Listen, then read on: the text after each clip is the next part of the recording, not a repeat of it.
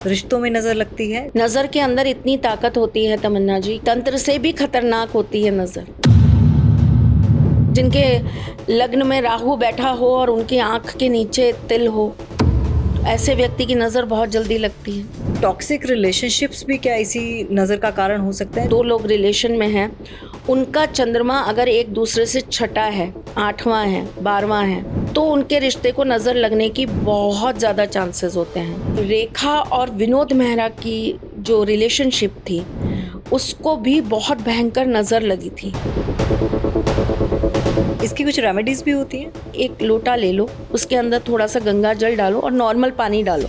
अब आपको उसके अंदर थोड़ी सी हल्दी डाल देनी है, 5 दाने आपको उसके अंदर पीली सरसों डाल देनी है, उसे आपको कपड़े से ढक देना है। Tamanna Talkies, where you can follow trend every weekend. So please share, follow and subscribe. इस वीडियो में व्यक्त किए गए सभी विचार, मत और सुझाव अतिथि के व्यक्तिगत अनुभवों और विचारों पर आधारित है। इसमें चैनल, एंकर या निर्माता की सहमति या विचारों का आवश्यक रूप से मेल होना जरूरी नहीं। इस वीडियो का उद्देश्य केवल जानकारी और विचार विमर्श है। इसका उद्देश्य किसी को नुकसान पहुंचाना, गुमराह करना या किसी प्रकार की खतरनाक राजनीतिक या वित्तीय सलाह को बढ़ावा देना नहीं है। दर्शकों से अनुरोध है कि वो किसी भी राय या सलाह पर कार्य करने से पहले अपने विवेक और विशेषज्ञ की सलाह जरूर लें।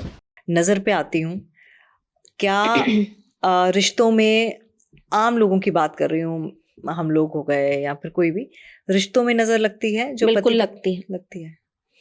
नजर के अंदर इतनी ताकत होती है तमन्ना जी कि अगर आप 8000 की स्पीड से, 8000 प्रति सेकंड की स्पीड से आप तंत्र करें ना, वो भी नजर काट सकती है। इतनी पावरफुल होती है। तंत्र से भी खतरनाक होती है नजर। जिसमें तंत्र सबसे खतरनाक माना जाता है, लेकिन तंत्र से भी खतरनाक होती है नजर। नजर किसी भी रिश्ते को बहुत जल्दी लग जाती है, खास करके जब उस रिलेशनशिप में जो दो लोग रिलेशन में हैं, उनका चंद्रमा अगर एक दूसरे से छठा है, 8वां है, 12वां है, तो उनके रिश्ते को नजर लगने की बहुत ज्यादा चांसेस होते हैं। जब उन दो लोगों के बीच में जब रिलेशन होता है, तो वो रिलेशन में जो मेल है, एक फीमेल और एक मेल होता है, तो जो फीमेल है वो नहीं, जो मेल है, अगर उनकी कुंडली का चंद्रमा वीक है तो नजर बहुत जल्दी लगती है।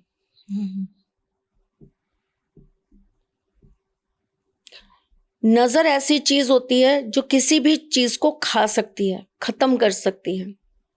पत्थर तक को जो काट देती है वो नजर होती है। नजर में इतनी ताकत है। तो ये बुरी नजर जो बोलते हैं, ये बुरी नजर किसी की भी हो सकती है या इसके लिए कुछ? किसी की भी हो सकती है, किसी की भी हो सकती है, पर कुछ लोगों में तो विशेष लक्षण होते हैं जिनकी नजर बहुत बुरी होती है। जान सकते हैं लक्षण? बहुत कॉमन चीजें होती हैं, जिनके लग्न में राहु बैठा हो और उनकी आंख के नीचे तिल हो, तो ऐसे व्यक्ति की नजर बहुत जल्दी लगती है। ये सब इंटेंशनली होता है या कभी कभी? नहीं, कई बार मतलब मेरे को ऐसा लगता है कि 1% लोग इसे किसी मकसद से करते हैं, बाकी 99% उनका मकसद नहीं होता नजर लगाना, लेकिन क्या होता है, उनकी, मैं कह रही हूँ ना, उनका ऑरा ही ऐसा है। वो आपको किसी बुरे भाव से नहीं कह रहे। अब आप दोनों ने अपनी एक पिक्चर ही लगा रखी है, उन्होंने आपकी पिक्चर देखी और बोला, अरे ये तो बड़ी सुंदर पिक्चर है, ये तो बड़ी अच्छी कपल की फोटो है।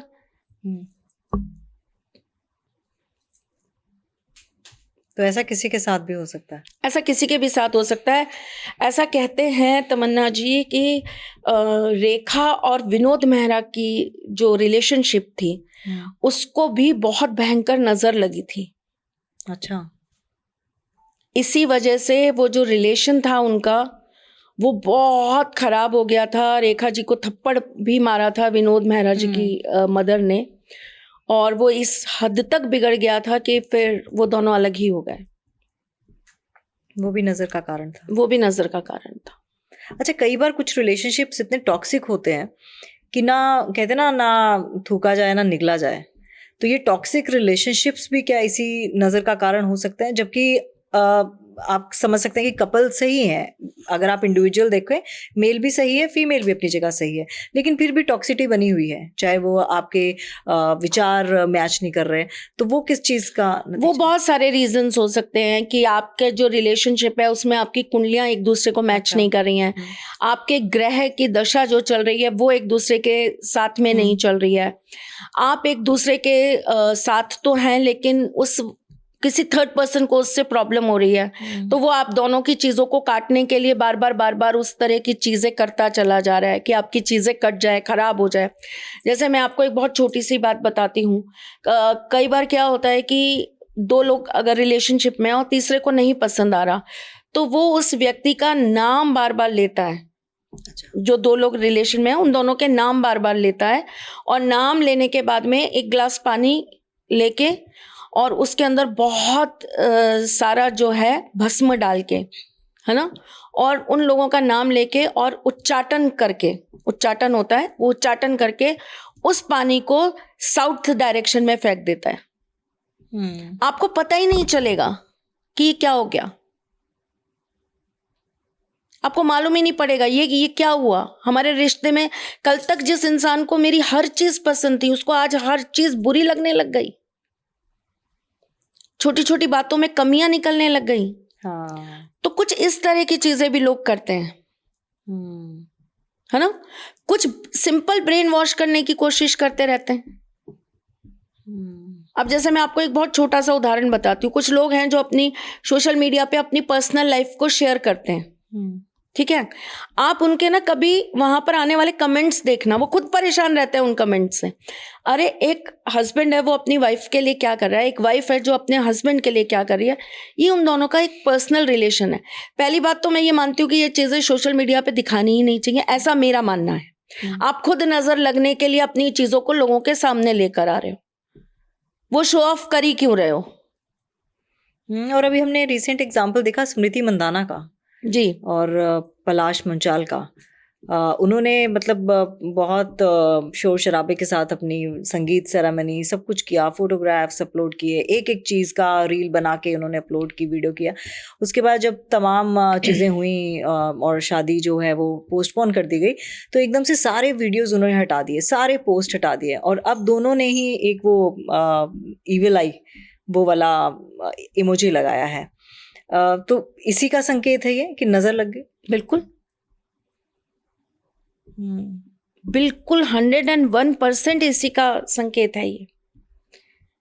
मैं लोगों की जेलेसी आपको अगर बताऊं तमन्ना, मैं आपको एक छोटी सी स्टोरी बताती हूँ इसके पीछे।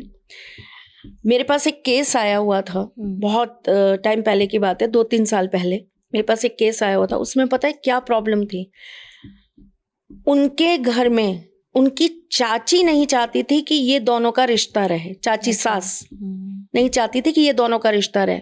क्यों? क्योंकि उन चाची की बेटियां ही बेटियां थी और वो इकलौता लड़का था घर का। अगर वो दोनों साथ रहते तो कल को उनका बच्चा होता और प्रॉपर्टी जो है उसके बच्चे को जाती। तो इसलिए वो ये नहीं चाहती थी कि ये दोनों जो हैं वो साथ में रहें। जेलसी का आप स्तर देखिए, जबकि आजकल तो चाहे तो लड़कियों को भी बराबर से स्थान दे सकते हैं प्रॉपर्टी में, और ये तो एक बात करने वाली बात है ना। आपको आपके हिस्से का मिलेगा, वो आप अपनी बेटियों को दे दें। उसके लिए उन्होंने क्या किया, और ऐसे लोग भी हैं भाई जो ऐसे गलत चीजों में साथ देते हैं और करते हैं किसी के लिए इतनी गलत चीजें। क्यों करते हो? अपने पावर्स को, अपनी चीजों को ऐसी गंदी चीजों में लगाते क्यों? और मुझे ये समझ नहीं आता ये कौन से गुरु से सीख कर आए हैं, ये कौन सी शिक्षा लेकर आए हैं जो इन चीजों को उपयोग करते किसी का हास, किसी का बुरा करने के लिए। वो एक सिंदूर की डिब्बी किसी तांत्रिक से सिद्ध कराकर लेकर आई, फुकवा कर, और उन्होंने अपनी बहू को दिया, मतलब उनकी बहू ही लगी वो, उन्होंने उसको दिया और ये बोला कि ये मैं स्पेशली तुम्हारे लिए, नाम नहीं लेना चाहती क्योंकि वो मेरी आराध्या है, उनका नाम बदनाम हो मुझे अच्छा नहीं लगता। तो उन्होंने कहा कि ये स्पेशली मैंने वहाँ मंदिर से मंगाया और वहाँ का सिंदूर बड़ा फेमस होता है, बहुत अच्छा होता है, तुम बेटा इसको ही अपने सिर पे लगातार 21 दिन तक लगाना। उन्होंने कहा ठीक है। अब नई नवेली दुल्हन घर में आई है, चाची सास ने कोई बात करी है, सास ने भी साथ देते हुए बोल दिया नहीं बेटा ये भी तुम्हारी माँ समान है, जो कह रही है करना, तुम्हारा भला ही चाहेंगी। वो रेडी हो गई करने के लिए, किया। उसकी तो ऐसी बुद्धि घूमी कि आप सोच नहीं सकते। वो अपने मायके जाके बैठ गई, लड़का यहाँ बैठ गया। लड़के ने जब ये सारी चीजें डिस्कस करी, चीजें सामने निकल के आई, बोले अब क्या करेंगे मैम। पर जहां बुरा करने वाले होते हैं वहां अच्छा भी होता है, ईश्वर भी साथ खड़े होते हैं बुरे को काटने के लिए। हर चीज का तोड़ है, हर समस्या का समाधान है। तो हुआ, बट इस लेवल की जेलेसी होती है। और अब 1 महीने के अंदर मैरिज ऐसे। ओह बाप रे। तो वो बहुत सही समय पर आ गया हमारे पास, तो चीजें थैंक गॉड अब वो बहुत अच्छे से दोनों रह रहे हैं एक दूसरे के साथ। इसकी कुछ रेमेडीज भी होती हैं? बहुत रेमेडीज होती हैं तमन्ना, पर देखना पड़ता है कि आपका प्रॉब्लम किस लेवल का है। प्रॉब्लम के हिसाब से रेमेडी। हाँ, प्रॉब्लम के हिसाब से ही रेमेडी होती है। पर अगर आपको एकदम से लगे कि आपके ऊपर बहुत गहरी नजर आ गई है, या आपको एकदम से ऐसा लगे कि नजर अब आपका बहुत बुरा हास कर रही है, तो सिंपल छोटी सी एक रेमेडी कर लो। एक लोटा ले लो, उसके अंदर थोड़ा सा गंगा जल डालो और नॉर्मल पानी डालो। पानी टैब में से लेना, नल में से। अच्छा। स्टोर करा हुआ पानी नहीं चाहिए, स्टोर करा हुआ पानी नहीं चाहिए। नॉर्मल पानी जो लोगे वो टैप का लोगे, और गंगा जल स्टोर है तो कोई बात नहीं, गंगा जल तो वैसे भी आप बहता हुआ कहाँ से लोगे। वो इतनी दूर जाके तो नहीं कर सकते ये काम। अब आपको उसके अंदर थोड़ी सी हल्दी डाल देनी है, 5 दाने आपको उसके अंदर पीली सरसों डाल देनी है। उसे आपको कपड़े से ढक देना है, पीले रंग के कपड़े से, ठीक है। आपको बैठ जाना है, हाथ जोड़ने हैं। आपको भगवान शिव के किसी भी मंत्र का 21 बार पाठ करना है। उस जल को लेना है, अपने सिर से 21 बार घुमाना है क्लॉकवाइज, ठीक है। और इस जल को ले जाकर आपको बिल्कुल बूंद बूंद करके धीरे धीरे आपको घर के बाहर पौधों के अंदर डाल देना है। ठीक। कट जाएगी नजर। नजर जानलेवा भी होती है? बहुत जानलेवा होती है। अच्छा। हाँ, मुझे नहीं लगता आपने कभी किसी के रिलेशनशिप को ब्रेक होते देखा है? अनुभव किया है? मैंने किया है। मेरे पास अनगिनत केसेस हैं।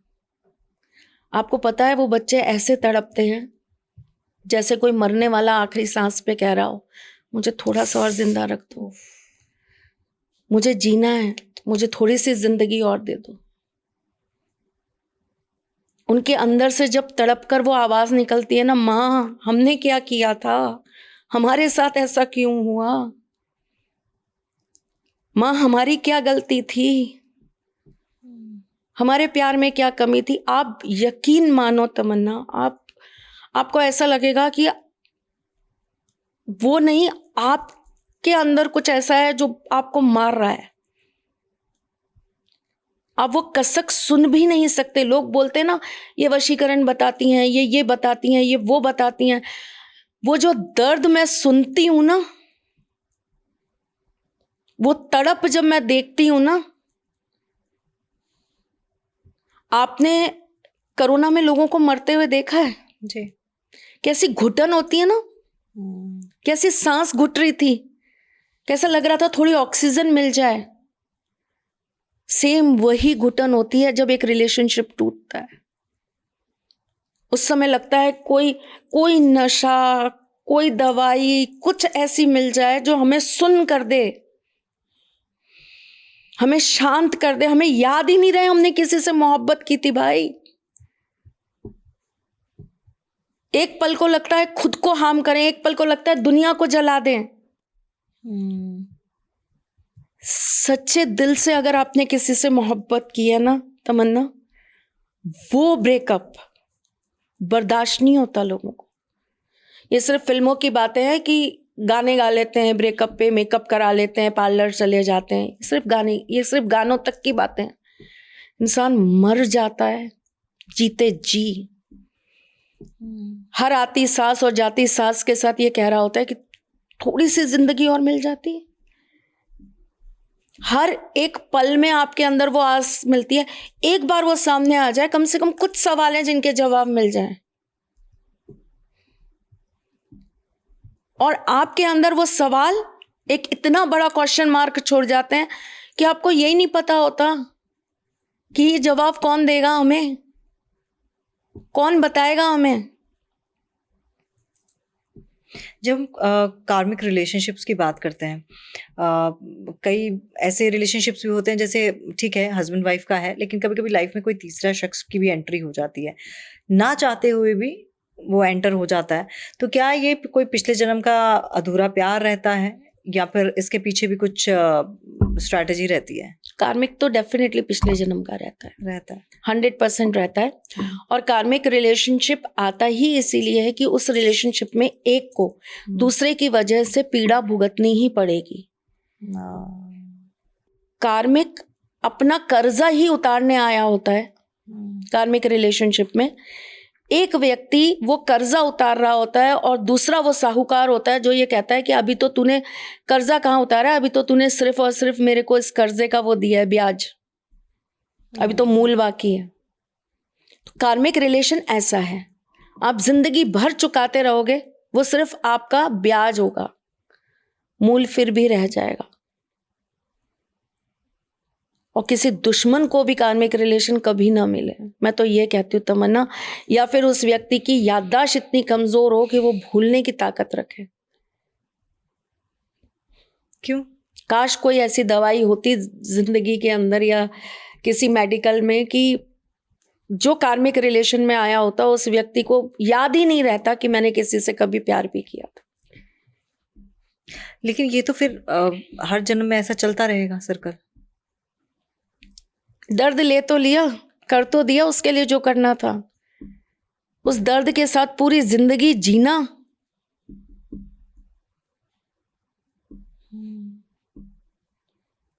मैंने जिंदगी से प्यार करते हुए लोगों को लाश बनते देखा है।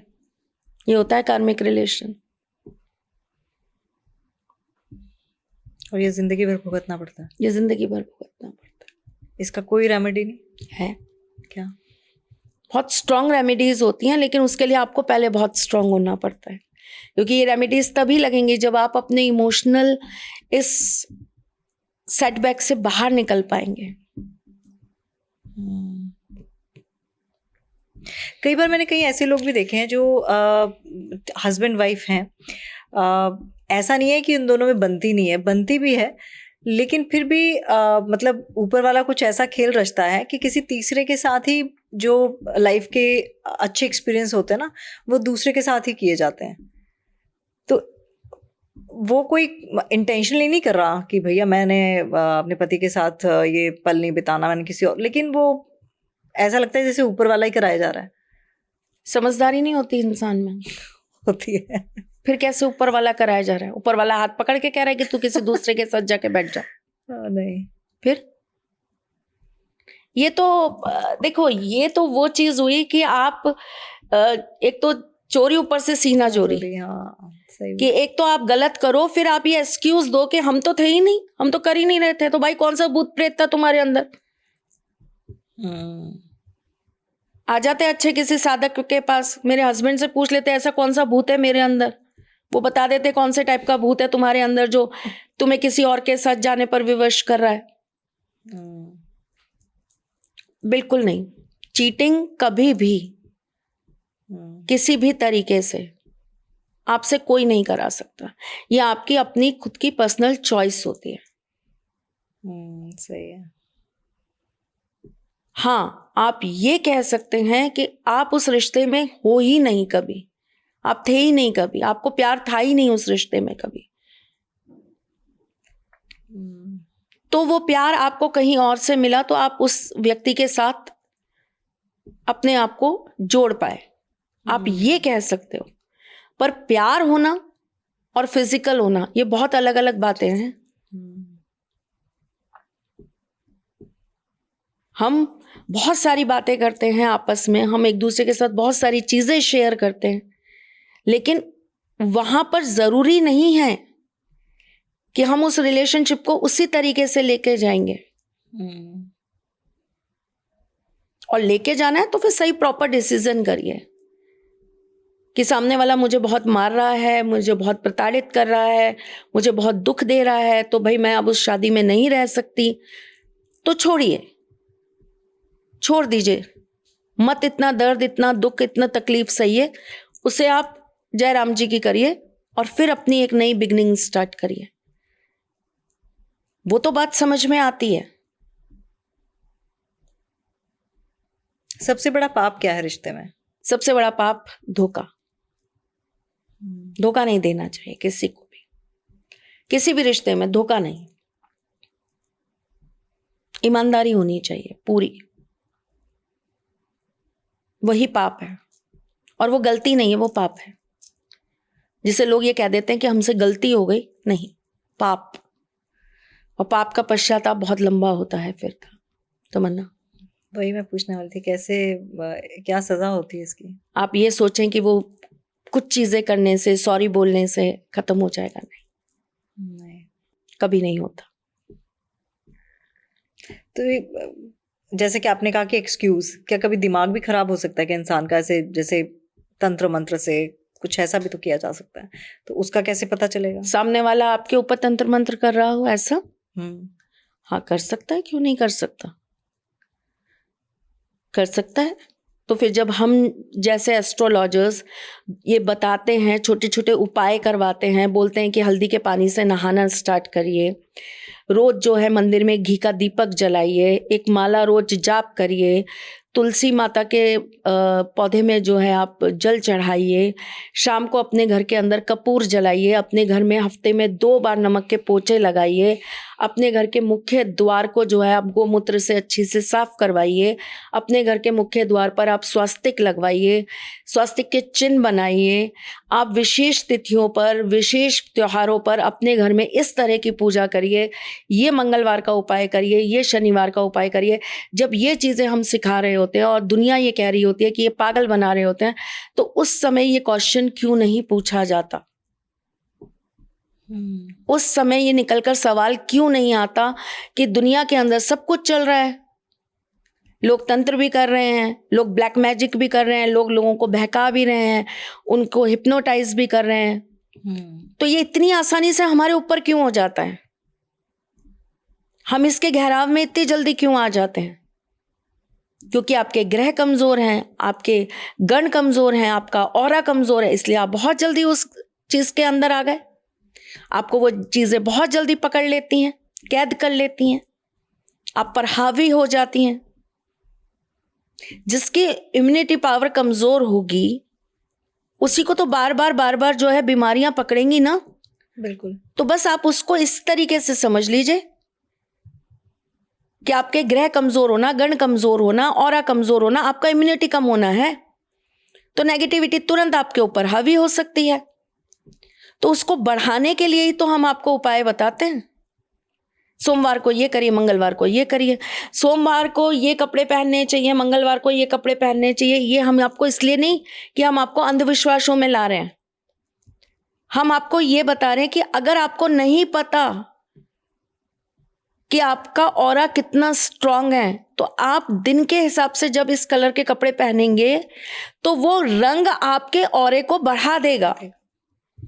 और शायद यही एक बहुत बड़ा रीजन है कि जो एस्ट्रोलॉजर्स हैं वो आपको रत्न पहनाते हैं, क्योंकि वो भी कलर थेरेपी, एनर्जी थेरेपी पे काम करते हैं।